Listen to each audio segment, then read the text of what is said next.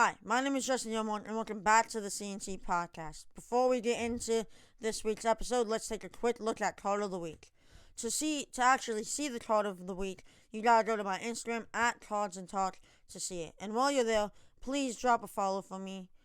Now, let's look at Card of the Week. It is a Felix Hernandez Baseball Heroes Upper Deck Relic that is numbered to 25. It is from the April 2007 start season sharp for Seattle, Felix Hernandez card. It is from a 2008 year of Upper Deck. Obviously, Felix Hernandez being on the Mariners, who are my second favorite team, this is a PC card of mine, and it kind of fits with what today's episode is. We're breaking down all the 2021 no-hitters, why and how it's all happening, because there's been so many in such a short amount of time. And, well, as many of us know, Felix Hernandez threw a no-hitter. And so, I thought it was fitting for him to be the card of the week.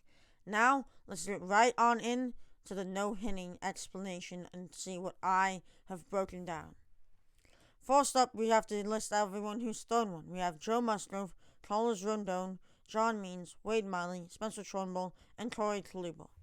Now, a lot of these pitchers are not past their prime, besides Joe Musgrove and John Green, they're past their prime and are not really expected to be dominant pitchers yet.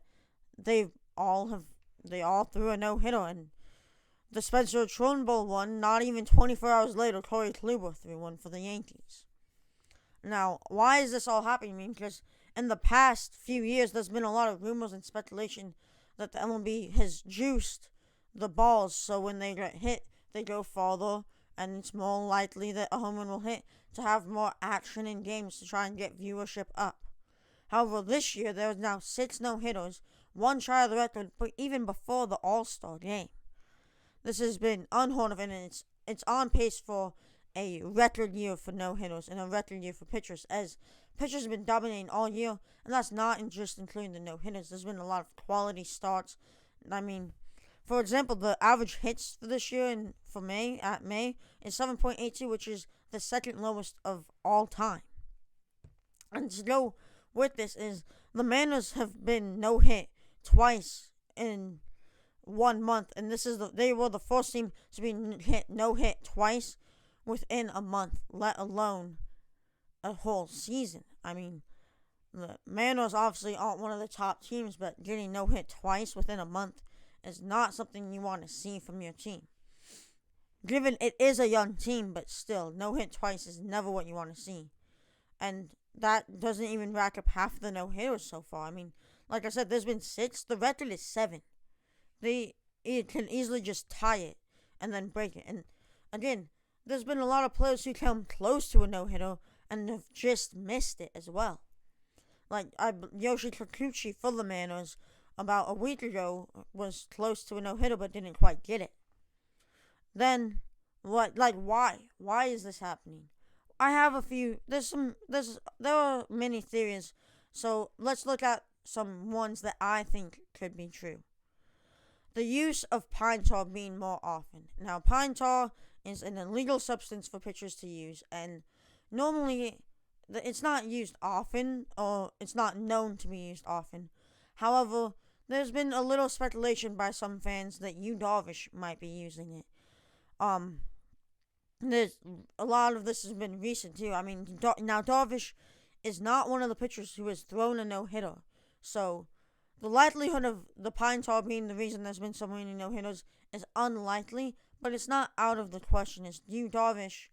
Yes, he's one of the best pitchers, but when you're watching, you can kind of see, the smudges on his arm, but it's not noticeable where we can just jump to conclusion and say, he's using it, this is why. But it is a theory that could be true, but I don't believe is. But again, we can't rule out anything for this historic season with this many no-hitters this fast. We can't just throw it out the window just yet. However, other players have been suspected to be using illegal substances, but Darvish is the only serious one who could be using pine tar very seriously, as many fans speculate that he is. Next up, we have the fact that batters are selling out their contact to have more power, and this is a known fact, as in recent years, many think the balls were juiced. I personally do think they were. Um, they think the best way to get to the majors is to have power, and if they're in the majors, the best way to stay relevant and continue to be an all-star is to have power.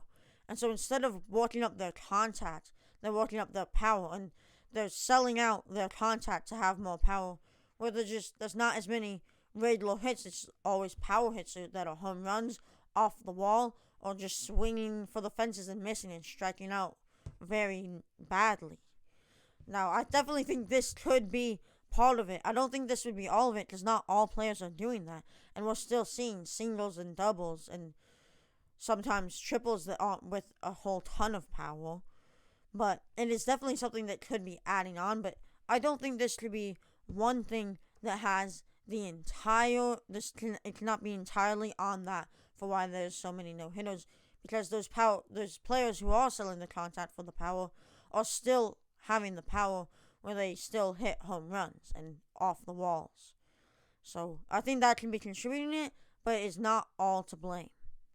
Next up, we have the average hits is currently at 7.82, like I mentioned earlier, which is the second lowest. Meaning, yes, there's a lot of no hitters, and that's helping that. But pitchers have just been more dominant. I mean, look at DeGrom, look at Garrett Cole. I mean, yeah, Garrett Cole just had a not great outing, but he was pitching great before that. I mean, Trevor Bauer, there's a ton of great pitching talent in the majors right now. I mean, just like a lot of them are also young who have just now surfaced up as well. Like the pitching talent has grown exponentially in the past few years, and that could easily mean it. But although that is true, and that is why pitchers have been dominant this year, it doesn't explain the no hitters because Joe Musgrove, Carlos Rondon, John Means, Wade Miley, Spencer Turnbull, Corey Kluber, none of them are top 15 pitchers. Joe Musgrove, young, I think he'll get there in a year or two.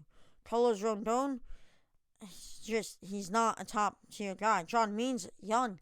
I don't even think he's good enough to be an ace on a contending team. Wade Miley is past his prime, and even in his prime, would be one of the last players I would think to throw a no-hitter. Spencer Turnbull, also just not someone there. And then Corey Kluber, who is an amazing pitcher. He is past his prime easily. And at this age, I would have not expected him to throw the 6th no-hitter of the year.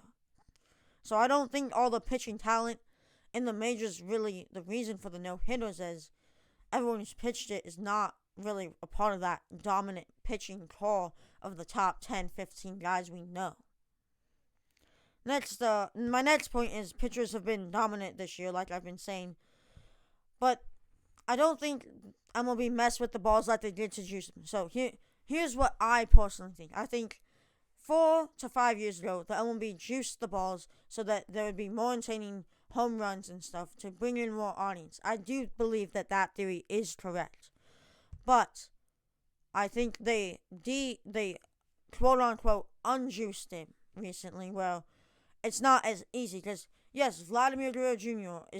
and Ronald Acuna, Shohei Ohtani, and honestly Mitch Haniger as well, have all been crushing the ball and all have an insane amount of home runs as it is. The ball is still being crushed. That's why they juiced up the balls. I think they've taken some of it out. I don't think all of it, but they haven't been going as far unless they're really squaring up on it. And there hasn't been as many as in recent years at this time. Again, I still think the balls are juiced a little bit, but I think that enough juice was taken out that batters aren't, they realize it and they aren't hitting the ball as far. And that gives these players the chance to throw a no-hitter if they're on their game that night, which obviously they have been if they're going to throw a no-hitter. So I don't think the balls were unjuiced entirely or made where it was a lot easier for pitchers to pitch. I just think they were unjuiced a little bit, and it's throwing off hitters to start off this year, and that it will not continue. Players will get used to it, and I expect there will be 1 to 2, 3 more no-hitters max this year, if this is the case. With all this said, though, luck has definitely been on the side of the pitchers for 6 no-hitters. I mean, obviously, it can't all be blamed on luck, because that's just insane, but there's definitely been some luck in this. There's no denying that There's no way that there's all these pitchers are pitching this straight with all the great hitters, and obviously like Corey Kluber and Wade Miley. You would have never think that Wade Miley would ever throw one, even in his prime, and Corey Kluber to throw one this much out of his prime. There's definitely been some luck in it and some good defensive players as well. That is it for this episode. Thank you all for watching, and make sure to hit that subscribe button and follow me on all social medias. Thank you all for watching, and I'll see you next week.